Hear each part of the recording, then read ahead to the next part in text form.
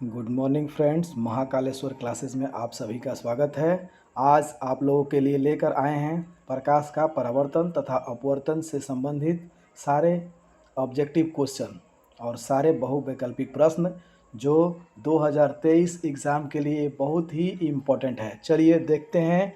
Question number 1, निम्नलिखित में से कौन सा पदार्थ लेंस बनाने के लिए प्रयुक्त नहीं किया जा सकता है? एक नंबर ए जल, बी कांच, सी प्लास्टिक और डी मिट्टी। जल, कांच और प्लास्टिक का जो है लेंस बनाया जा सकता है, जबकि मिट्टी का जो है लेंस नहीं बनाया जा सकता है। किसका लेंस नहीं बनाया जा सकता है? मिट्टी का। ठीक है, समझ पा रहे हैं? मिट्टी का लेंस नहीं बनाया जा सकता है। चलिए अगला क्वेश्चन देखते हैं। किसी बिंब का अवतल दर्पण द्वारा बना प्रतिबिंब आभासी, सीधा तथा बिंब से बड़ा पाया गया। अवतल दर्पण द्वारा बना प्रतिबिंब है, तो वस्तु की स्थिति कहाँ होनी चाहिए? आप लोग जानते हैं कि कभी भी वस्तु दर्पण के मुख्य फोकस के बीच और ध्रुव के बीच, मुख्य फोकस और ध्रुव के बीच अगर कोई वस्तु रहेगी तो उसी का आवर्धित प्रतिबिंब बनेगा, अदरवाइज नहीं बनेगा। ठीक है, अगला क्वेश्चन देखते हैं। किसी बिंब का वास्तविक तथा समान साइज का प्रतिबिंब प्राप्त करने के लिए बिंब को उत्तल लेंस के सामने कहाँ रखा जाना चाहिए? इसका आंसर होगा 2f की दूरी पर, यानी फोकस दूरी की दोगुनी दूरी पर। अगला क्वेश्चन देखते हैं। क्वेश्चन नंबर 4, किसी गोलीय दर्पण तथा किसी गोलीय पतले गोलीय लेंस दोनों की फोकस दूरियां -15 सेंटीमीटर है, तो दर्पण तथा लेंस संभवतः है दोनों अवतल होंगे, दोनों अवतल होंगे। दर्पण तथा लेंस दोनों जो है अवतल होंगे। अगला क्वेश्चन देखते हैं। प्रकाश के अपवर्तन के कितने नियम हैं? सभी को पता है प्रकाश के अपवर्तन के 2 नियम है। अगला क्वेश्चन देखते हैं। प्रकाश के परावर्तन के कितने नियम हैं? तो प्रकाश के परावर्तन के भी 2 नियम हैं। अगला क्वेश्चन देखते हैं। सरल सूक्ष्मदर्शी में किसका उपयोग किया जाता है? तो सरल सूक्ष्मदर्शी में उत्तल लेंस का उपयोग किया जाता है। सरल सूक्ष्मदर्शी में उत्तल लेंस का उपयोग किया जाता है। किसी माध्यम के अपवर्तनांक का मान होता है, तो माध्यम के अपवर्तनांक को हम लोग म्यू से लिखते हैं, और म्यू बराबर होता है साइन आई बटा साइन आर, यानी ऑप्शन हमारा जो है ए सही होगा। अगला क्वेश्चन देखते हैं।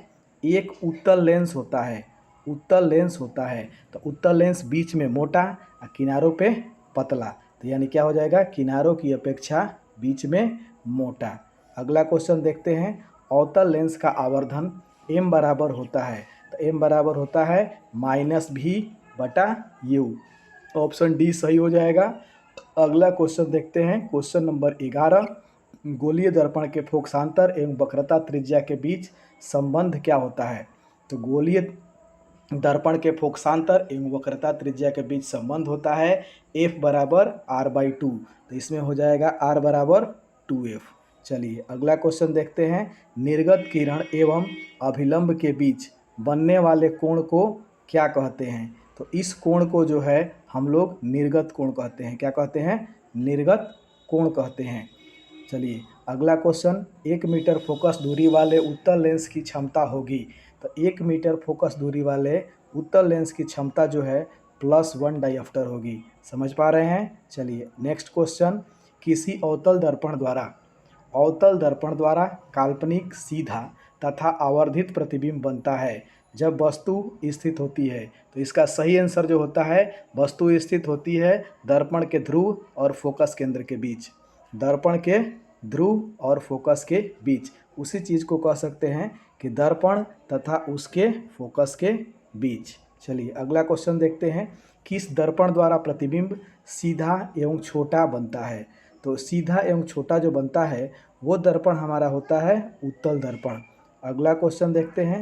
अवतल दर्पण है, तो अवतल दर्पण जो है अभिसारी है या अपसारी है? अभिसारी अपसारी दोनों, तो दोनों तो होगा नहीं, इसलिए इसमें क्या है? अपसारी है। उत्तल दर्पण से बना प्रतिबिंब होता है, उत्तल दर्पण से बना प्रतिबिंब होता है काल्पनिक एवं वस्तु से छोटा। अगला क्वेश्चन देखते हैं। निम्नलिखित में से किस दर्पण के द्वारा, निम्नलिखित में से किस दर्पण के द्वारा वस्तु का वास्तविक प्रतिबिंब प्राप्त किया जा सकता है? समतल दर्पण द्वारा सिर्फ काल्पनिक प्रतिबिंब बनता है, उत्तल दर्पण द्वारा भी सिर्फ काल्पनिक प्रतिबिंब बनता है। यानी अवतल दर्पण ही ऐसा दर्पण है जिसमें काल्पनिक और वास्तविक दोनों प्रतिबिंब बनते हैं।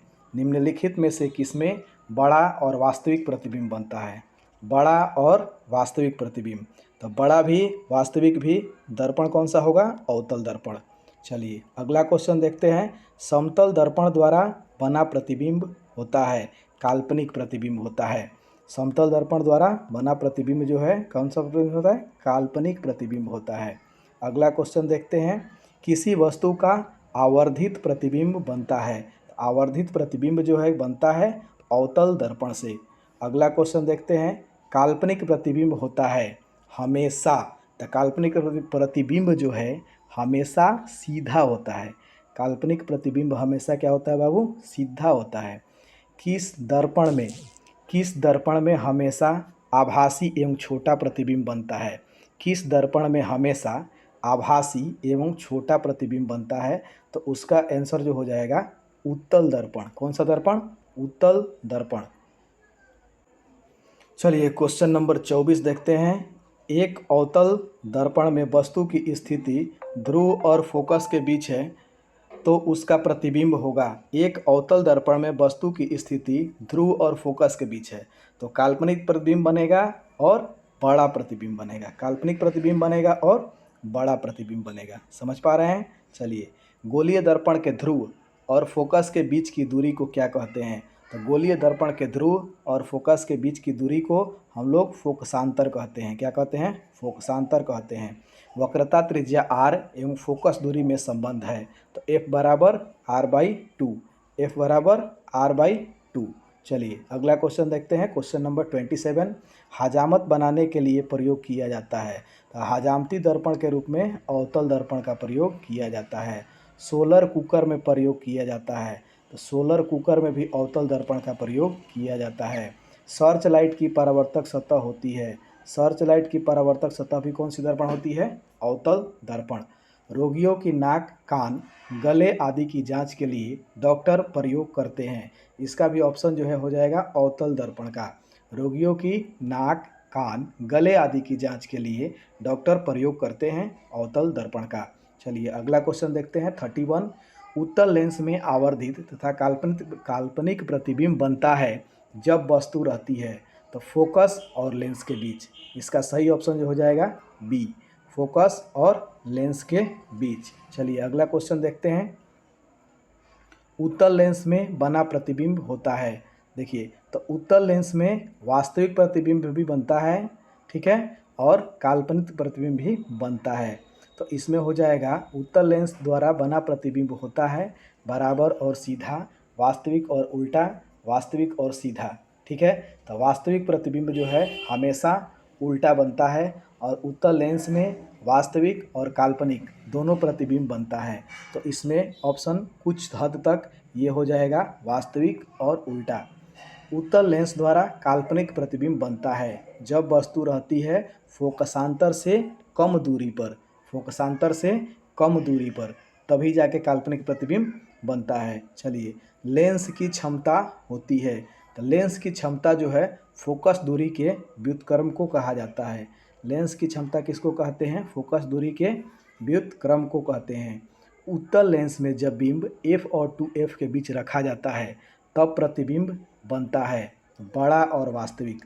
तब प्रतिबिंब बनता है बड़ा और वास्तविक। अगला क्वेश्चन देखते हैं। Question number 36। दो वक्रीय पृष्ठों से घिरे ठोस माध्यम को कहते हैं। तो दो वक्रीय पृष्ठों से घिरे ठोस माध्यम को हम लोग गोलीय लेंस कहते हैं। क्या कहते हैं? गोलीय लेंस कहते हैं। उत्तल लेंस द्वारा प्रकाश की किरणें एक ही बिंदु पर मिलती है तो इसलिए इसे अभिसरित होती है। क्या होती है? अभिसरित। एक ही बिंदु पर मिलती है यानी अभिसरित होती है। अवतल लेंस द्वारा केवल आभासी प्रतिबिंब बनता है, ठीक है, सही है। आभासी प्रतिबिंब काल्पनिक होता है और अवतल लेंस द्वारा सिर्फ काल्पनिक प्रतिबिंब ही बनता है, इसलिए इसका ऑप्शन ए ही सही हो जाएगा। अगला क्वेश्चन देखते हैं। Question number 39। प्रत्येक लेंस, क्वेश्चन नंबर 39 देखते हैं। प्रत्येक लेंस की दो वक्रता केंद्र होते हैं। प्रत्येक लेंस के दो वक्रता केंद्र होते हैं क्योंकि लेंस दो वक्र सतहें होती हैं। लेंस की दो वक्र सतहें होती है। अगला क्वेश्चन देखते हैं। गोलीय लेंस के लिए फोकस दूरी f, वस्तु दूरी u और प्रतिबिंब दूरी v में संबंध।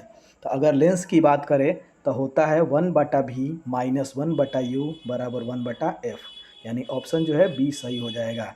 एक अवतल दर्पण की फोकस दूरी 10 सेंटीमीटर है तो उसकी वक्रता त्रिज्या होगी। तो दिया हुआ है f बराबर 10 सेंटीमीटर, तो वक्रता त्रिज्या हमको निकालना है। तो r बराबर क्या होता है 2 इंटू एफ, तो ये हो जाएगा बराबर 2 गुणे 10 बराबर 20 सेंटीमीटर, यानी ऑप्शन जो है बी सही हो जाएगा। चलिए देखते हैं। एक गोलीय दर्पण की वक्रता त्रिज्या 28 सेंटीमीटर है तो इसकी फोकस दूरी होगी। दिया हुआ है वक्रता त्रिज्या r बराबर 28 सेंटीमीटर, तो इसकी फोकस दूरी होगी f बराबर r/2, r का मान 28/2, ये कट गया 14 सेंटीमीटर। चलिए अगला क्वेश्चन देखते हैं। 10 सेंटीमीटर फोकस दूरी वाले एक अवतल दर्पण के सामने 20 सेंटीमीटर की दूरी पर बिंब रखने पर उसका प्रतिबिंब कहाँ बनेगा। तो इसका प्रतिबिंब कहाँ बनेगा, ये न्यूमेरिकल है। चलिए इसको भी देख लेते हैं। f बराबर माइनस 10 सेंटीमीटर होगा। f बराबर माइनस 10 सेंटीमीटर। इसके बाद क्या दिया हुआ है, दर्पण के सामने u बराबर माइनस 20 सेंटीमीटर। क्वेश्चन में होता है 1/u प्लस 1/v बराबर 1/f, v निकालना है तो 1/v बराबर 1/f माइनस 1/u, इस तरह से निकाल लेंगे। ठीक है, तो जब इस तरह से निकाल लेंगे तो 1/v का मान जो है 10 और 20 दिया हुआ है ना, तो जो v का मान है ना वो 20 ही आएगा। ठीक है, और v का मान जब 20 आएगा तो ये हो जाएगा 20 सेंटीमीटर रखने पर उसका प्रतिबिंब कहाँ बनेगा, तो दर्पण के वक्रता केंद्र पर बनेगा। दर्पण के वक्रता केंद्र पर बनेगा। समझ गए बात। चलिए अगला क्वेश्चन देखते हैं। एक गोलीय दर्पण से 5 सेंटीमीटर की दूरी पर रखे बिंब का प्रतिबिंब दर्पण से 30 सेंटीमीटर की दूरी पर उसी ओर बनता है जिस ओर बिंब है, तो आवर्धन होगा। आवर्धन m बराबर होता है -v/u।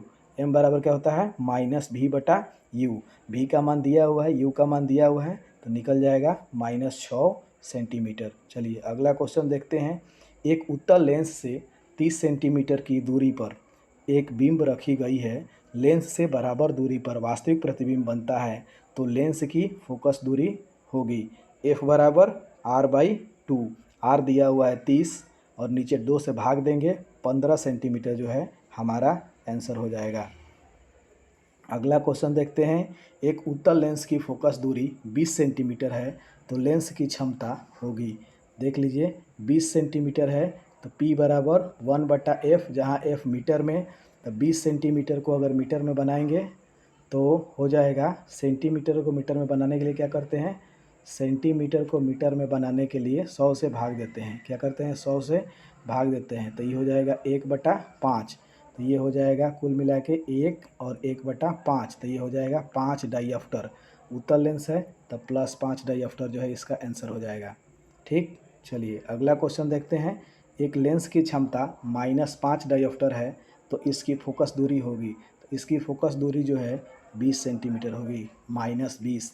लेंस की क्षमता 4 डाईऑप्टर है तो यह होगा, 4 डाईऑप्टर है तो 0.25 मीटर का उत्तल लेंस होगा। 0.25 मीटर का जो है उत्तल लेंस होगा।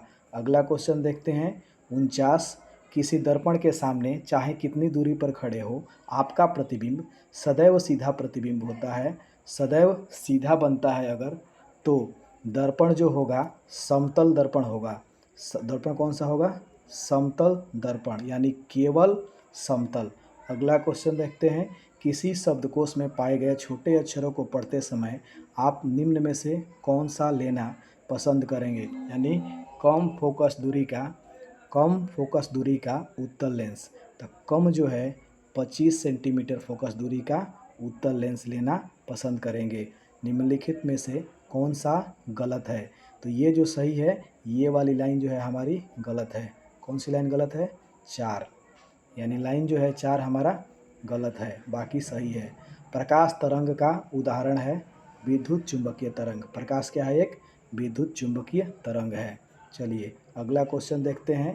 दंत रोग विशेषज्ञ यानी दंत विशेषज्ञ जिस दर्पण का उपयोग मरीजों के दांतों को बड़ा देखने में यानी बड़ा प्रतिबिंब देखने के लिए करता है, वह दर्पण होता है अवतल दर्पण। वह दर्पण कौन सा दर्पण होता है? अवतल दर्पण। कौन सा लेंस अभिसारी लेंस भी कहलाता है? अभिसारी लेंस जो है उत्तल लेंस को कहते हैं। अभिसारी लेंस किसको कहते हैं? उत्तल लेंस को कहते हैं।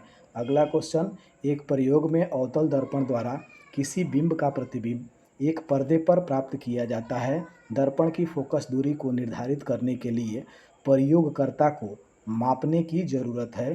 तो यानी दर्पण के पर्दा के बीच की दूरी को तथा दर्पण तथा बिंब के बीच की दूरी को, यानी ऑप्शन सी हो जाएगा, ए और बी दोनों को। चलिए आज के सेशन में इतना ही। आज के सेशन में इतना ही। धन्यवाद। अगर इस तरह की वीडियो का नोटिफिकेशन आप लोग चाहते हैं तो चैनल को सब्सक्राइब करें, बेल आइकन की घंटी को दबाएं और ऑल को सेलेक्ट करें ताकि वीडियो का नोटिफिकेशन आप तक अच्छे से पहुंच सके और सबसे पहले आप वीडियो देख सकें। ये सारे प्रश्न बोर्ड एग्ज़ाम 2023 के लिए बहुत इम्पोर्टेंट है। चलिए थैंक यू। राधे राधे दोस्तों।